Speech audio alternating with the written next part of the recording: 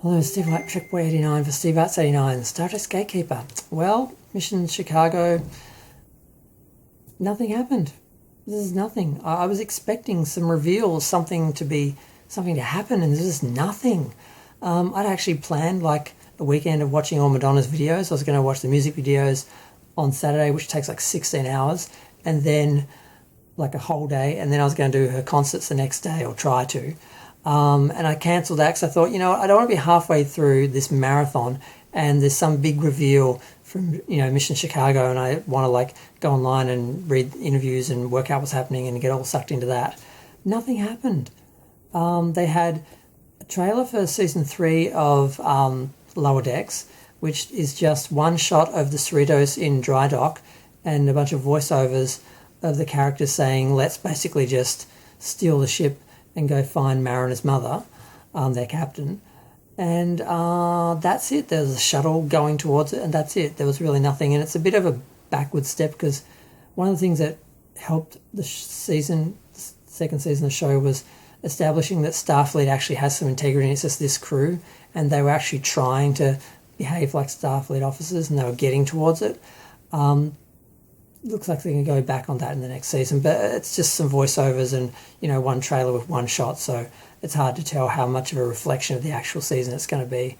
But yeah, what really was a low point for Star Trek was the panels. They actually had the Lower Decks cast, or some of them, Tawny Newson, who plays Mariner, and Noah Wells, who plays Tendi, Jack Quaid, who plays Boilerman, and Jerry O'Connor, who plays the pretty first officer. They showed up in costume, cosplaying, as the characters. That's something you don't do as an actor. You have to establish you as the actor separately from these characters and not get typecast and not just play these characters. You have to have some dignity. These guys didn't do that at all. They just... Boilerman was there with his legs up, continuing the homophobic bottom shaming of the character, and everyone's proud of that, and they're all celebrating, and apparently Mike McMahon was bragging about how full the room was. I'm like, wow, that many people hate Star Trek. That many people hate what Star Trek was. Star Trek was aspirational, it was intellectual, it was intelligent. The characters were like superheroes. They were people that you wanted to be like, that were better than us. They were evolved human beings in a utopian society. And what are these people? A bunch of proud screw-ups. And it's just shocking to me that this many people hate Star Trek and want to see it degraded and brought down a peg or two because apparently it was too big for its boots. It was too proud. People were so intimidated and by its intelligence and the levels that it worked on, that they really need to see it dragged down into the mud and degraded and made fun of. And that many people were there for that. It was really depressing and really sad. God, what else happened? Not much else. Another costume thing.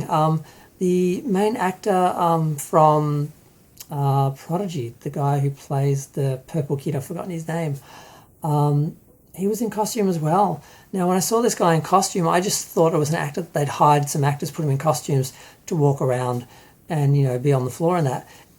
Apparently, it was the actual actor who showed up like that. And I'm like, why would you do that? Why would you demean yourself in that way to just be the character and just not even exist as a human being, as an actor, and and not be interviewed as yourself? It's just really bad. I don't know who convinced him to do that, but this is something the original series cast worked out a long time ago not to do. And the Next Generation cast decided not to do. I know a few of the Klingons did. I know a few of the Ferengi did. They did the makeups and that. I know Robin Curtis has appeared in her character recently, which is really bizarre because she'd said years ago that she'd done that in the beginning and she'd learnt never to do that. So I don't know why she went back on that, but apparently it's part of the degradation and destruction of Star Trek to reduce the actors to their characters. It's just really bizarre. And I don't know what I'm watching when I'm looking at this stuff. All I can see is Boilerman's legs up in the air and just more bottom shaming of the character and just really subtle homophobia, which these people are so oblivious of. They're so woke, but yet they can't even see how degrading that is for the character and how insulting that is to gay people. It's just, and all the straight people think it's amazing and hilarious and funny, and they're all getting their autograph pictures of Boilerman's legs up in the air signed and everything. It's just really bizarre, and it's just a low point for Star Trek. And the only positive thing about the whole convention was that they had some really cool 6-scale toys that were revealed, except for Khan and his bad hair. The rest of them looked amazing. And they did have some of the cast of Strange New Things, which is getting no attention. Strange New Worlds, which is getting no attention. But yeah, I'm going to go. Feel free to share, like, comment, subscribe. Let me know what you think of this step down for Star Trek, another step down, another Star Trek, the next degradation. I'm going to go. Bye.